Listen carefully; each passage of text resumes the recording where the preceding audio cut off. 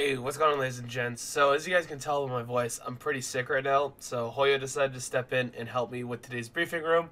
So, give him a little bit of slack. It's his first video that he's making. Hope you guys do enjoy, learn something informational, and we'll see you next episode. Peace.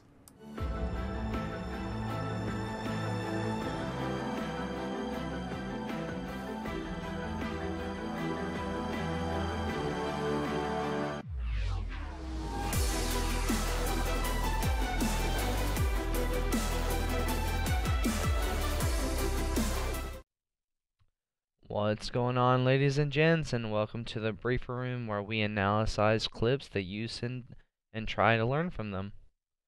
To get the formalities out of the way, if you would like to send any clips to us, just email us at the email displayed on the screen or the link in the description. Now to get on with the clips. Our clip here today comes from Thunderspear22, an old friend of mine. And he appears to be using Jager with the suppressed 416 grip and a reflex sight. Now, Jager is a strong defensive op playable on pretty much any objective, since his gadget pretty much is meant to nullify any kind of grenades or flashbangs. It's a nice gun on Jager, and he can kill enemies fast. You can use him as a roamer or an anchor. Doesn't really matter. Now, to really use Jager very effectively in any kind of circumstance, you want to use his ADSs to their full potential. And to achieve that, we need the ADSs to be in a hard position for enemies to easily shoot it, so they waste their flash grenades or their Zofia flashes or any kind of projectile gadget they have on them. One advice I would like to give Thunder in this engagement is the one on the window of the window on the kid's main dorm, the big window. He probably should have placed the ADS maybe on the floor or further into the objective to nullify anybody shooting his ADS so easily.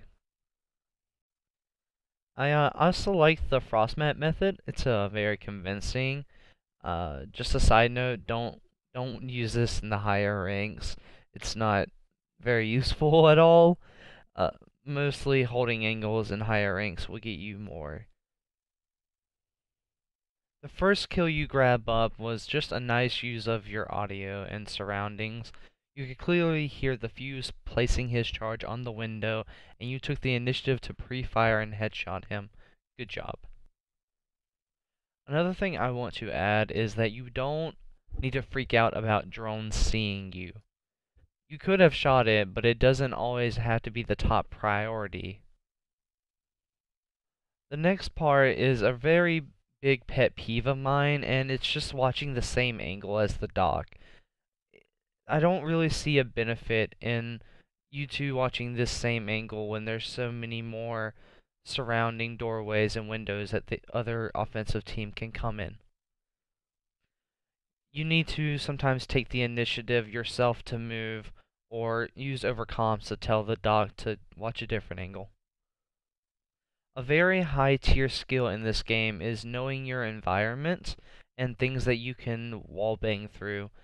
I do like you using the bed as cover, but remember that you're also able to shoot through it, and you use that to your advantage.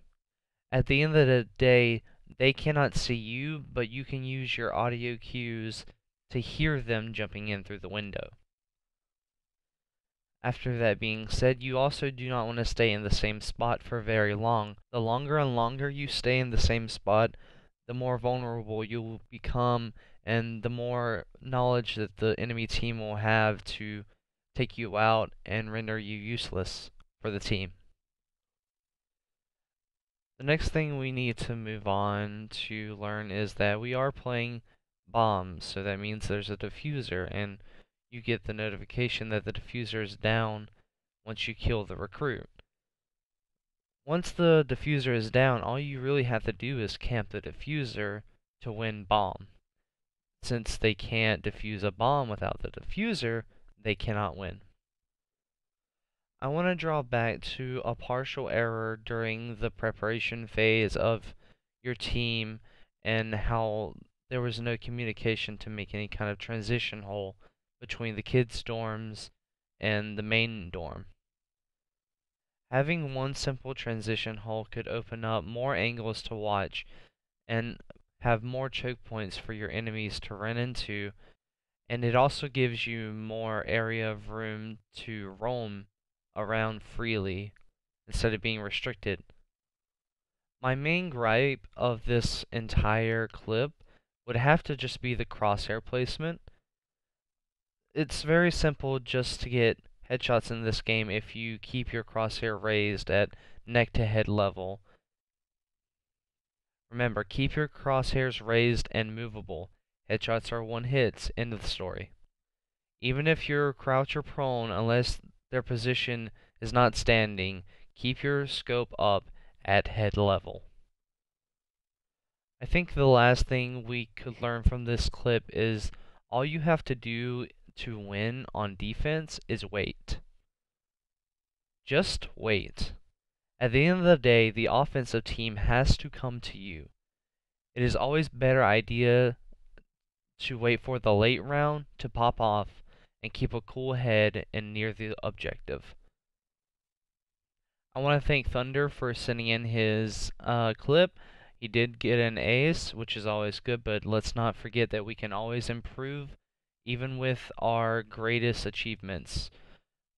This has been Hoyo taking over for your man Moose, and I am signing off.